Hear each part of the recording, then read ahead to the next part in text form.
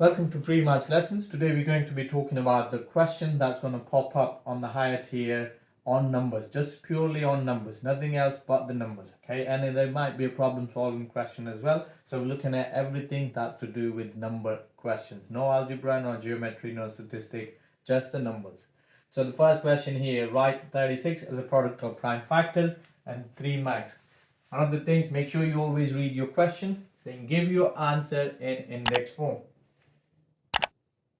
So you make sure you read the question entirely. So we're going to look through that. So if you want to write 36 as a product of prime factors,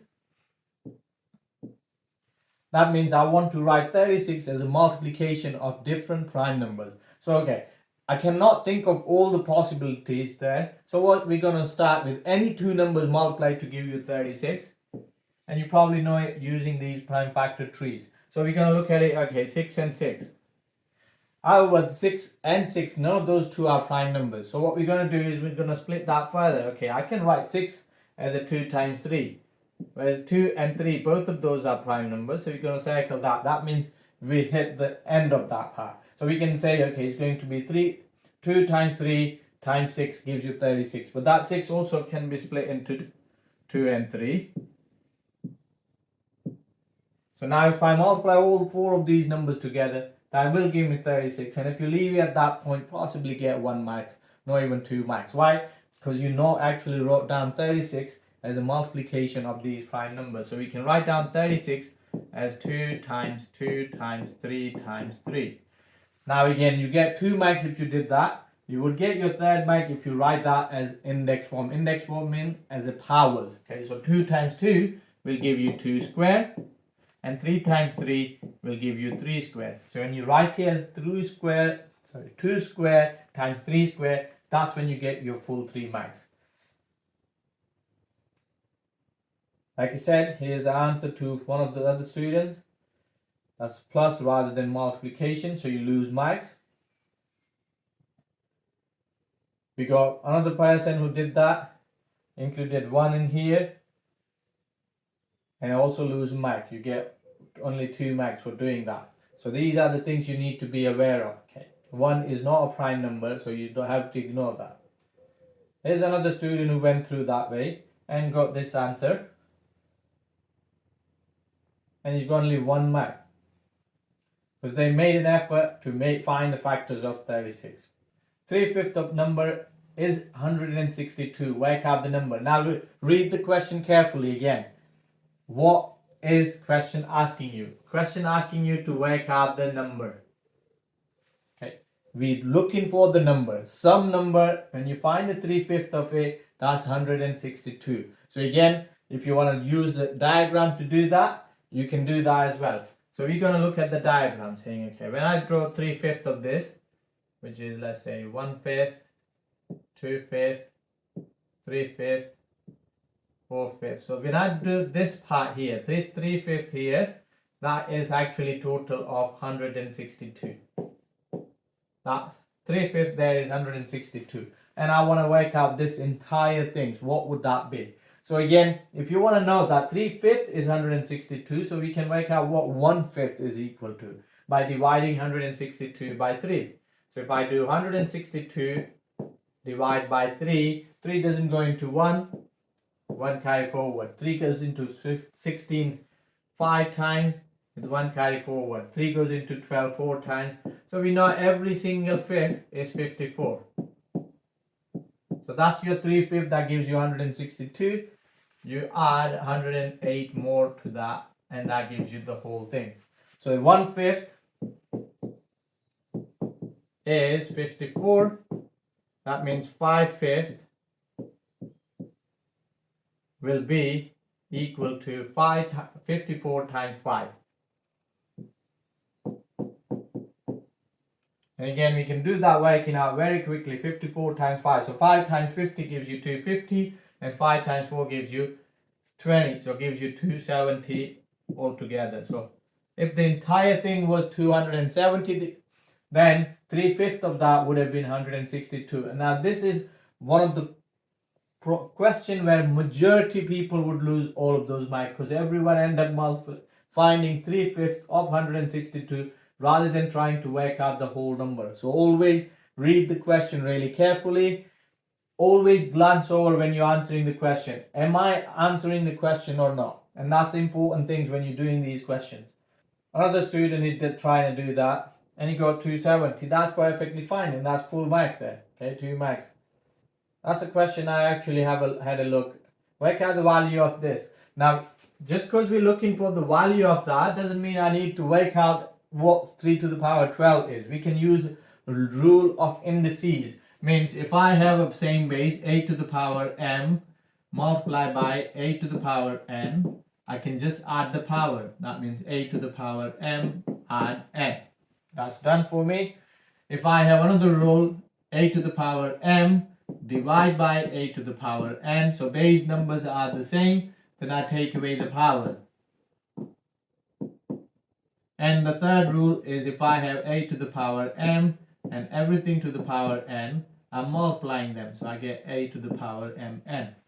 So those are the 3 rules that we're going to be using when you're working with the indices. So first, if you're doing this question, we need to do the bracket first.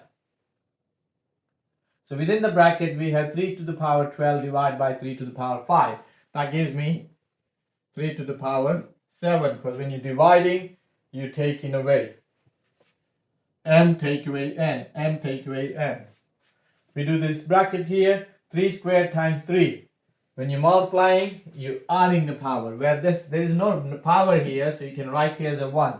So we get 3 squared times 3 to the power 1. That gives you 3 to the power 3. Now we're dividing again. And that means you take away. So you get 3 to the power 4. And that will have to find the value of what 3 to the power 4 is. 3 to the power 4 means you're multiplying 3 by itself 4 times. 3 times 3, that's 9. 9 times 3 is 27. And 27 times 3 will give you 81. That's right, that's right. That's right. Again, you lose 1 mark. So you only got 2 marks because didn't evaluate, didn't find the value as an 81 for that part. Whereas the student B and C, let's see, student B got 3 to the power 5. You get 1 mark for getting this part right because they didn't use that as a 1 and used that to be 0. And you ended up getting 3 to the power 5, so you get 1 mark. And the student C got 3 to the power 4 slash 81. So this student should get 3 marks because you got the answer 81. They're finding the value of the entire things. So you don't have to find the value of everything. Use the law of indices and then find the 81.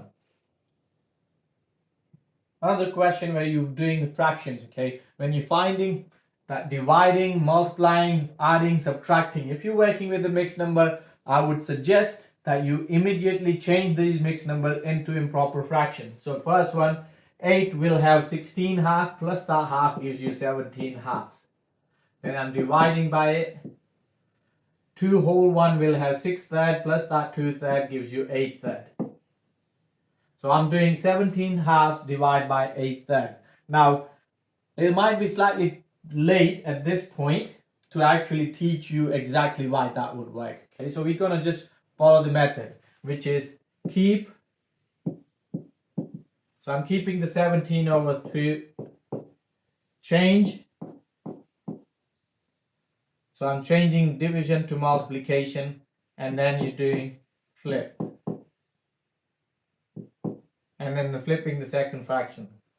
Now the multiplication is pretty straightforward. You multiply numerator, multiply denominator. If there is any cancellation, you can cancel them out. So here I got 17 times 3, which is 51, and 2 times 8, which is 16. But read the question carefully again. Give your answer as a mixed number. I always look back at the question. Am I answering the question or not?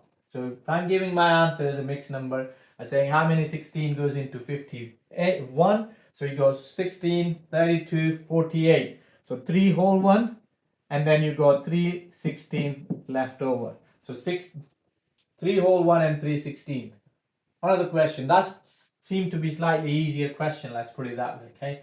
To the nearest pound, John has 9 pound. To the nearest pound. So John could have had 850 or 950. because when you round it to nearest pound, we can say he has £9. We're roughly rounding these numbers.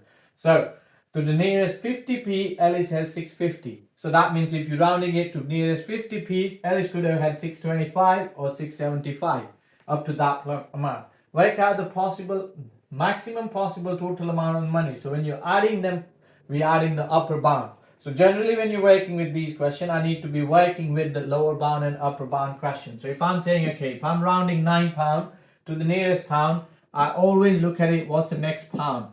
The nearest pound would be £10. And what's the next pound before that? Would be £8. So if the rounding numbers, these are the boundaries basically. So the John could possibly have 850. Obviously 850 will round to 9, or he could possibly have up to 950. Now 950 doesn't round to 9, it goes to 10, but anything up to 950. So we're going to have to look at it, because it's a practical example, money. Maximum money that John could possibly have is £9 and 49p. Okay, that's the maximum money that John could have if you're rounding it to nearest pound. And I'm using this diagram here to find the lower bound and upper bound. This is upper boundary and that's lower boundary. Because when you're looking at nearest 50p, not everyone can grasp that idea easily. So we're looking at 650, that's rounded number to nearest 50p. So you look at the next 50p, that gives you £7. And then the 50p before that, that gives you £6. So looking at the lower bound and the upper bound, the maximum you can have, minimum you can have is 625. That's your lower bound.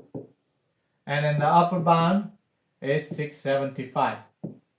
But because we're talking about money, you can't have anything in really small pence. So you can have the lowest amount, highest amount that Ellie has is £6 and 74p.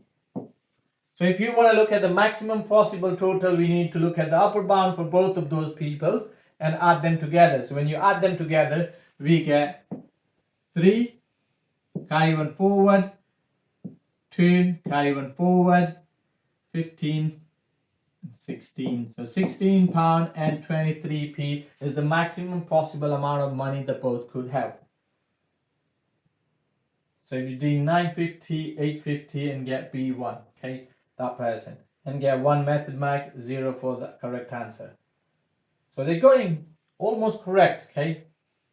But like I said, they're not considering the fact we're talking about the money here, so you cannot possibly be 675. The calculations are correct, you get 2 marks. This person here, 949 and 654. So you get 1 mark there, method marks here, and then you get 0 for the accuracy. So again, 2 marks.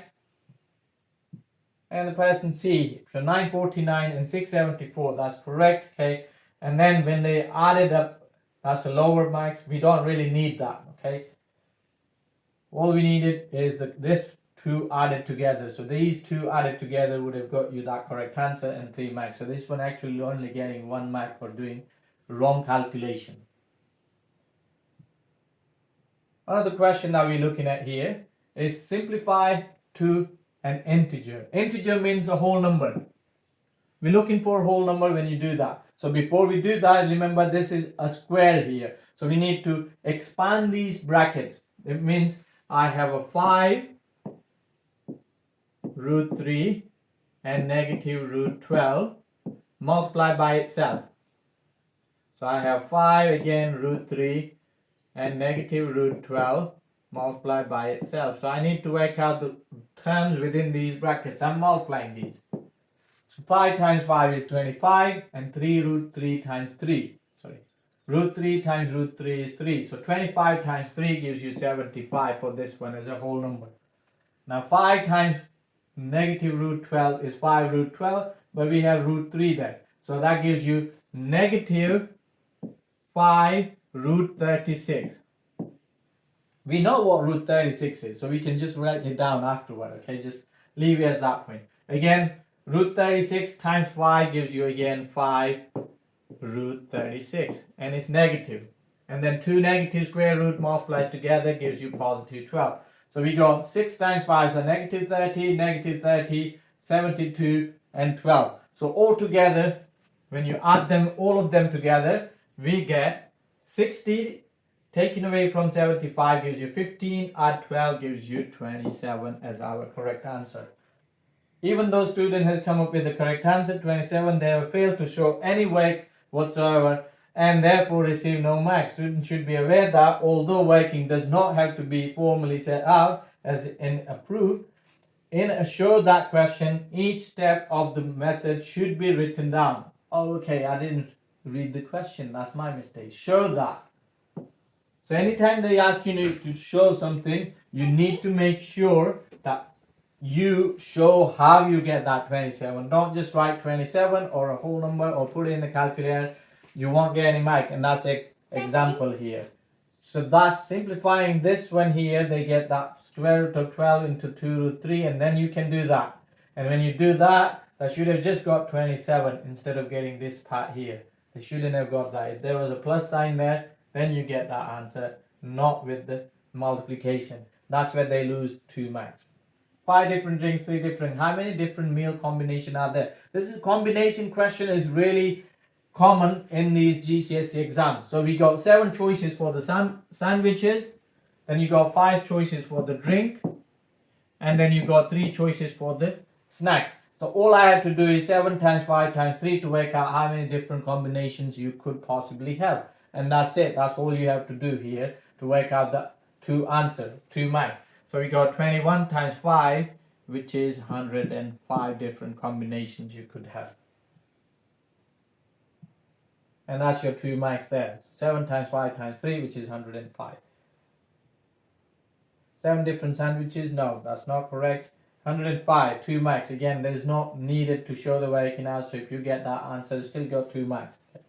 Work out the cube root of 512 to the reciprocal of 0.4. Give your answer in the form n to 1. So first, let's work out what cube root of 512 is. Okay. So we do cube root of 512.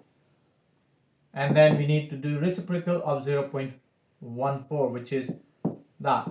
So 0.4. That's what we're trying to work out and simplify that. So cube root of 512 is 8. So we got 8 to 1 divided by 0.4. Now if I wanted to change that, that gives me 2.5. Okay, 1 divided by 0.4 is 2.5. But what I wanted to work out here is this number can be stay number, but the right hand side has to be 1. So if I'm going to change that to 1, I need to divide both sides by 2.5. So I need to divide this side by 2.5 as well. Okay, so 2.5 divided by 8 divided by 2.5, 3.2. And you should get full marks here for getting the working out the reciprocal get 1 mark and 1 mark for getting that right answer. So this person get 1 mark for getting 8. Everything else is wrong. This person get cube root of 512 is 67 point something to 5 over 2. So you get again 1 mark for getting that 5 over 2. That's correct, because 4/10 reciprocal of that is 10 over 4. This person's getting right. 1 divided by 0.4 is 2.5, so that's correct. But then again, this first part is wrong, so obviously didn't get that part right. Okay, so when you earn money, you pay amount of income tax. And then income tax depends on how much money you earn. So this is really realistic situation here. First 12,500, majority of the people would not pay any tax on that. And then next 37,500. So when they get their income goes up to 50,000, they only pay 20%. And then anything over 50%, they pay 40% on that, basically. Okay, so that's what we need to be looking at here. 1 year, Kim pays 9,260 in income tax. Work out how much she earned that year. So we need to look at it. Okay, she's definitely earned 12,500 because we're going to be looking at saying on that 12,500, she didn't pay anything. So that's her income. Then we need to look at it. If she pays 20% on 37,500, so we can look at it. Okay, multiply that number here by 0.2 to work out how much she paid onto next 37,500. So I'll do that. That means she would pay 7,500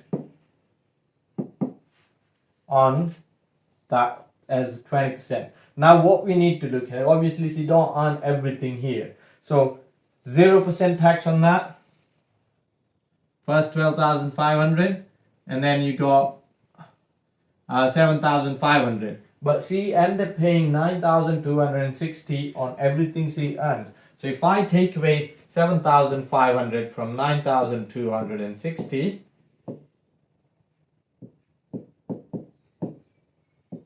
how much am I paying on top at 40% rate? Basically, that's what we're trying to work out. So I'm going to take away that from 9,260 and I would get 1,760. So she pays 1,760 at 40% interest rate. That means that is 40% of anything that she earns afterward. So this is 40%. I need to work out what 100% is.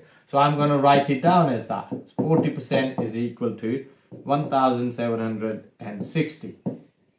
So if I know 40% is 1,760, I can work out what 1% is by dividing both sides by 40. So if I divide that by 40, I get 44.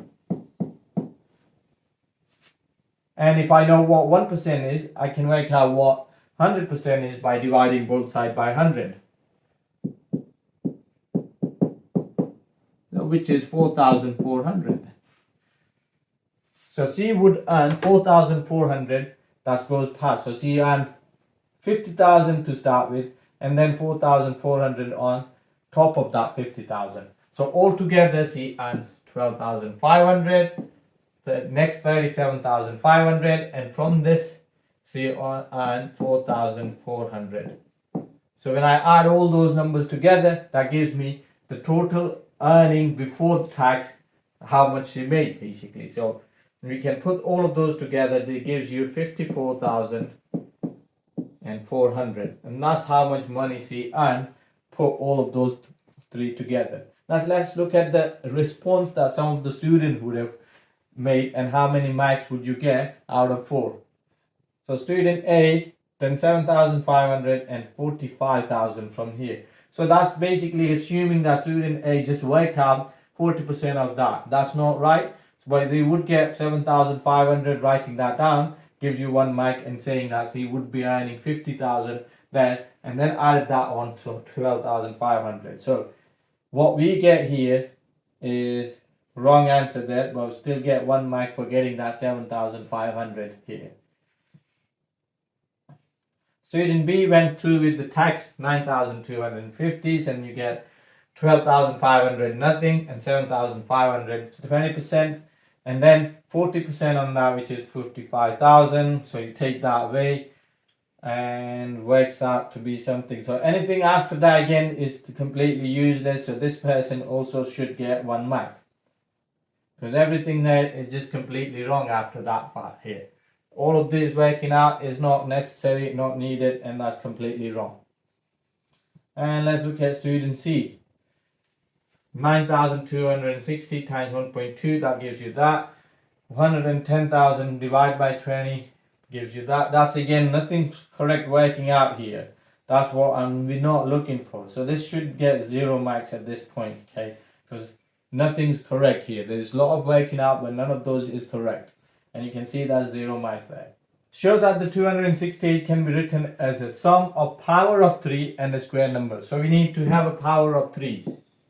3 to the power something plus a square number. So we're going to try and write down all the possible combinations. So first, there are least amount of combination for 3 to the power something. So 3 to the power 1 is 3, 3 squared is 9, 3 cubed is 27, then 3 to the power 4 is 81, 3 to the power 5 is 243. So we should be able to see that combination here. Now if I take away all these different combinations from 268, we should be able to find a square number. So let's start with 243. 268, take away 243, that gives me 25. So if I do that, which is a square number, 243 plus 25 will give me, this is power of 3, 3 to the power 5 plus 5 squared will give me the answer 268. And that's what we needed to prove. Okay, so if you read the questions carefully, power of 3 means 3 to the power something. Sum means add and the square number. And that's all we needed to look at here. So let's have a look at some of the answer that other student given. 268 can be written as 23 times 5.8 squared. That's not correct in a way. That's not, sorry, 2 to the power 3, which is 8, and then 5.8 cubed, which is 33.64. They're not even close. So we can't really work with that. That's completely wrong. 0 marks. This person, we don't have to do the square roots there. There's no sum here involved. So 2 square root of 225 is 15. So I have made in some effort here in a way. So you got one square number with the 15 square, and then you got the 12 added together. That's nothing to do with that 3 to the power. This person still get 0 marks. And next one, if they worked with 15 square, they would have got 1 mark. So another question there, 7 square plus 6 cube is 265. So this person is trying to get to 68 by the cube number and the square number. Obvious mistakes is power of 3, so they used it as a cube number. So again, easy to make that mistake. So read the questions carefully. If you can't make it with the square and cube, go back and read the question. You should be able to find that you're looking for the third thing, which is not there. Again, 0 marks. You can't really work with it. Prove algebraically, so you need to use some letters there. Prove algebraically 2.75 reoccurring converts to 124 over 45. Now again, 5 is the only digit that reoccurs. So again, if I wanted to prove it algebraically, I'm going to start with x. Saying x is equal to 2.75555 reoccurring. The reason I put extra 5 so you can see that. Okay. Now, I wanted to make sure that I can get rid of this 5 reoccurring. Okay. So I need to multiply this by at least 10. So 10x will give me 27.5 reoccurring. Again, I won't be able to take away and get rid of that 5.075 reoccurring. Okay. So what I will do here is I'll do 100x. And that will give me 275.5 reoccurring. Now I know that I isolated that 0.5 reoccurring. So if I do 100x take away 10x, that will help me. So if I do use these two and take away one from the other, 100x take away 10x gives me 90x. And on that side, I need to do the same thing. 275.5 reoccurring take away 27, which is same thing as doing 275 take away 27, which gives me 248. So now if I wanted to work out what x is, I need to divide both sides by 90. So if I divide this side by 90, and divide that side by 90, they cancel, and you get x equal to 248 over 90, which simplifies to divide top by 2, divide bottom by 2, and it gives you 124 over 90. Sorry, 45. And that's what you should get. Now we can have a look at the next part here, what students have answered and how whether they get mark or not. Okay, you use the x, 1 mark here, 100x, 2.75 recurring, then 10x, that's fine. You get 1 mark there. Okay, and then now depends on what they done afterward. Those 90x and then 248 over 90. So you get only 1 mark out of those. Again, out of 3 marks, we can't just go through with it. You need to prove it algebraically. You can't write it exactly. So that's why you're not getting it, 0 marks. And the student C, 10x, 100x, they get 1 mark. Where did we lose mark? Let's read the question saying 90x.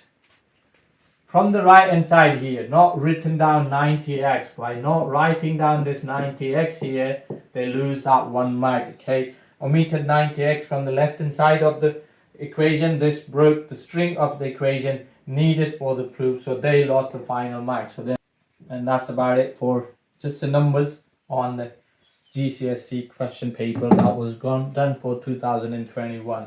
So if you have any question, anything that you're not sure about, please leave it in the comment. Like and share it with someone that probably benefit from this. Okay, thank you for watching.